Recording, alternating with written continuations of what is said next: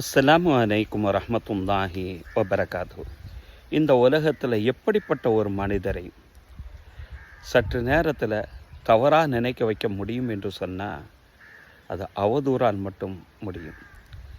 அப்படிப்பட்ட அந்த அவதூறான ஒரு விஷயம் தற்காலத்தில் அது நிரம்பியே இருக்கிறது.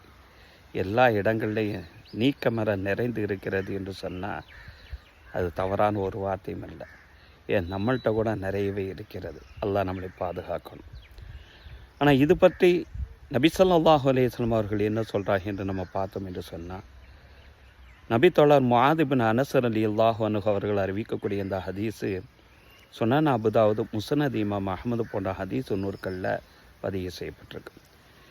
யார் தன்னுடைய சகோதர முஸ்லிமை வேண்டுமென்றே அவனை கேவலப்படுத்தணும், அவமானப்படுத்தணும் என்பதற்காக வேண்டி அவரிடம் இல்லாத ஒரு விஷயத்தை மக்கள்கிட்ட பரப்புகிறாரோ, அப்படிப்பட்ட அந்த நபர் அல்லாஹு சுப்ஹானஹு வ தஆலா நரகத்தினுடைய மேற்பகுதியில், அதாவது நரகத்தினுடைய பாலத்தின் மீது சிறைபிடித்து வைத்திருப்பானாம். அந்த விஷயத்தை நிரூபிக்கிறவரை அவர் அந்த சிறையில் தான் இருப்பார். அல்லது அந்த விஷயத்தை விட்டு அவர் வெளியாகும் வரை, அதாவது சம்பந்தப்பட்ட அந்த நபர்கிட்ட மன்னிப்பு கேட்கிற வரை அந்த சிறையிலே இறைவன் சிறைப்பிடித்து வைத்திருப்பான் என்றார்கள் நபி ஸல்லல்லாஹு அலைஹி வஸல்லம்.